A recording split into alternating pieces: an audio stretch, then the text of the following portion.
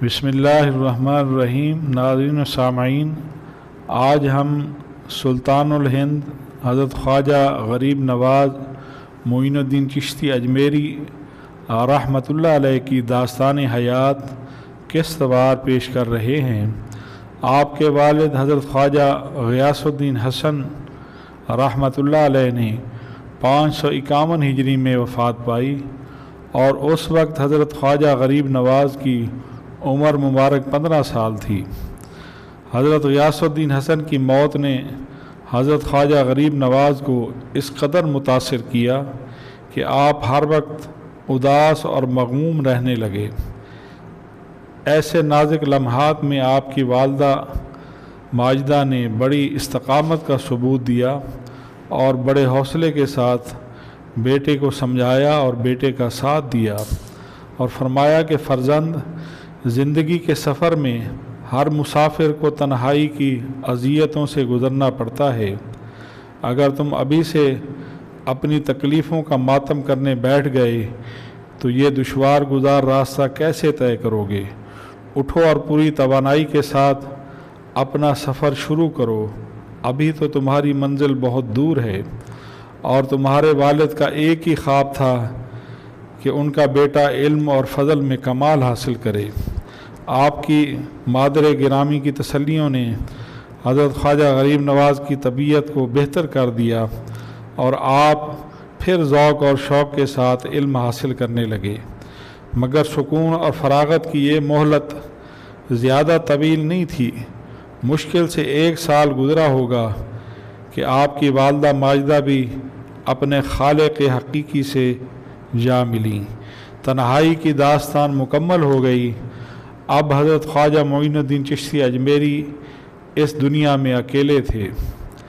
آپ کے والد گرامی نے وفات کے بعد آپ کی وراثت میں ایک باغ اور ایک چکی آپ کے لیے چھوڑی تھی۔ والدہ محترمہ کی زندگی میں آپ حصول رزق کی کشمکش سے آزاد تھے، مگر جب آپ کی والدہ بھی اس دنیا سے رخصت ہو گئیں تو تمام کاروبار معیشت آپ کے کندھوں پر آن پڑا۔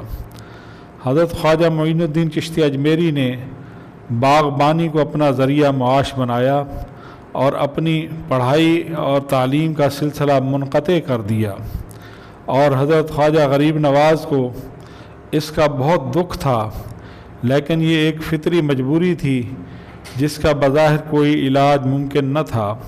اکثر اوقات آپ تعلیم کی محرومی سے پریشان اور مغموم بیٹھ کر سوچتے رہتے، لیکن کوئی حل نظر نہ آتا۔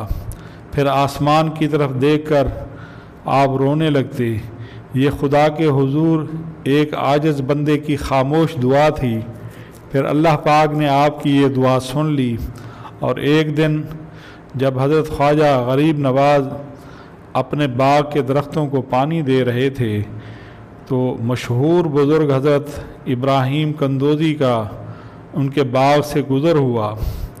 تو حضرت خواجہ غریب نواز نے جب ان بزرگ کو دیکھا تو دوڑتے ہوئے گئے اور حضرت ابراہیم قندوزی رحمۃ اللہ علیہ کے ہاتھوں کو عقیدت سے بوسہ دینے لگے۔ حضرت خواجہ ابراہیم قندوزی بہت خوش ہوئے اور آپ نے انہیں دعائیں دیں اور پھر آگے جانے لگے تو حضرت خواجہ غریب نواز نے حضرت ابراہیم قندوزی کا دامن تھام لیا۔ تو حضرت ابراہیم قندوزی نے پلٹ کر پوچھا کہ بیٹے کیا چاہتے ہو؟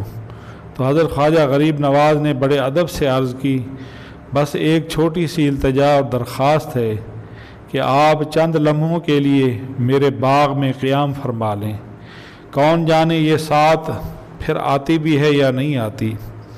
حضرت خواجہ غریب نواز کا لہجہ اس قدر عقیدت مندانہ تھا کہ حضرت ابراہیم قندوزی انکار نہ کر سکے اور باغ کے اندر چلے آئے۔ حضرت خواجہ غریب نواز نے حضرت ابراہیم قندوزی کو نہایت ہی ادب اور احترام سے بٹھایا اور پھر ان کی اجازت لے کر باغ کے اندر ایک گوشے میں چلے گئے، اور تھوڑی دیر بعد واپس آئے تو آپ کے ہاتھوں میں انگوروں سے بھرے ہوئے 2 تھال تھے۔ حضرت خواجہ غریب نواز نے عاجزی کے ساتھ وہ انگوروں کے تازہ خوشے حضرت ابراہیم قندوزی کے سامنے رکھ دیے اور پھر خود دست بدستہ ادب سے کھڑے ہو گئے اور عرض کرنے لگے کہ یا شیخ محترم، خادم کے پاس آپ کی تواضع کے لیے بس یہی کچھ تھا، آپ اسے قبول فرما لیں۔ اگر آپ قبول فرما لیں گے تو میں اسے اپنی خوش قسمتی سمجھوں گا۔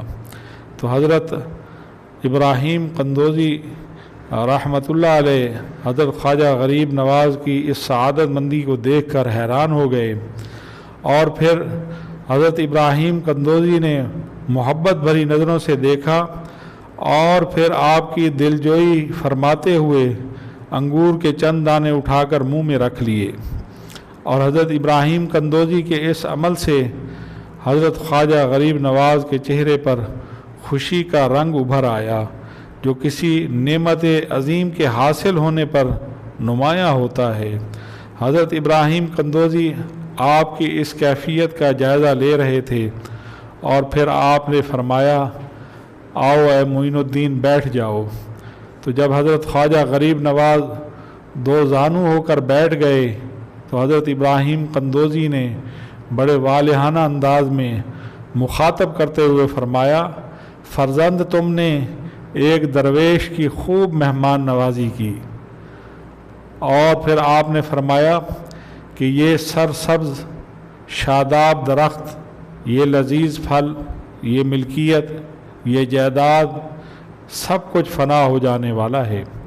حضرت ابراہیم قندوزی آپ کے باغ کی طرف اشارہ کر کے انتہائی جذب کے عالم میں بول رہے تھے اور فرما رہے تھے کہ آج یہاں بہاروں کا دورہ ہے، کل اسی مقام پر خزاں کی حکومت ہوگی، یہی گردش شب و روز ہے، یہی نظام قدرت ہے۔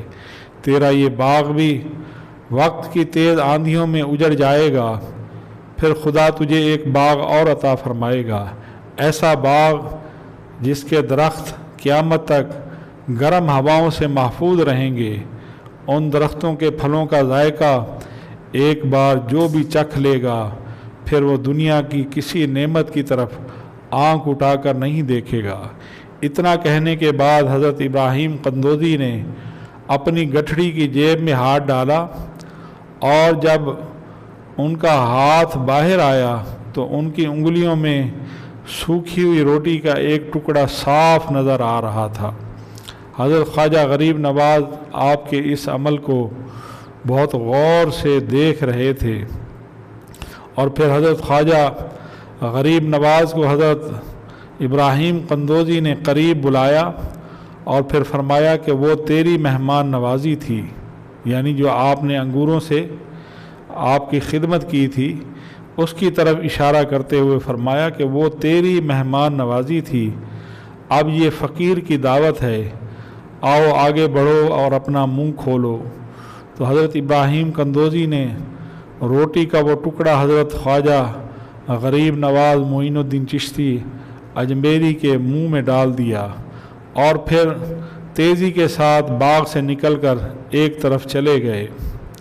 مورخین فرماتے ہیں کہ وہ روٹی کا ٹکڑا اس قدر خشک تھا کہ اس کا چبانا دشوار تھا، مگر حضرت خواجہ غریب نواز نے ایک بزرگ کا دیا ہوا عظیم تحفہ سمجھ کر اس ٹکڑے کو جیسے تیسے حلق سے اتار لیا، اور حضرت خواجہ غریب نواز فرماتے ہیں کہ اس کے بعد میرے دل کی دنیا بدل گئی اور مجھے ایسے معلوم ہونے لگا کہ جیسے کائنات کی ہر شے فضول ہے۔ دوسرے دن حضرت خواجہ غریب نواز نے اپنا باغ اور چکی فروخت کر دی۔ آپ کے اس فیصلے پر آپ کے عزیز و اقارب، دوست، احباب بہت حیران تھے، اور پھر جائیداد سے فروخت ہونے والی رقم جس قدر حاصل ہوئی آپ نے کھڑے کھڑے غریبوں اور محتاجوں میں تقسیم کر دی۔ حضرت ابراہیم قندوزی سے ملاقات اور پھر اپنا سارا مال و متاع اللہ کی راہ میں لٹانے کے بعد حضرت خواجہ معین الدین چشتی اجمیری حصول علم کی طرف متوجہ ہوئے آپ نے خراساں سے نکل کر پہلے مشرق کا سفر کیا۔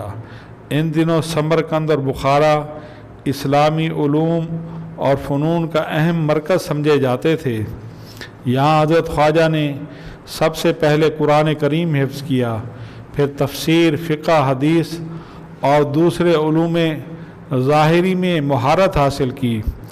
آپ کے اساتذہ کے بارے میں مورخین خاموش ہیں کہ کون کون بزرگ شامل تھے، اس کا صحیح علم کسی کو نہیں ہے، مگر بعض روایتوں سے اتنا ضرور پتہ چلتا ہے کہ آپ کے استادوں میں ایک مشہور استاد مولانا حسام بخاری رحمۃ اللہ علیہ بھی تھے، اور انہی بزرگ نے حضرت خواجہ غریب نواز کو قرآن کریم حفظ کرایا تھا۔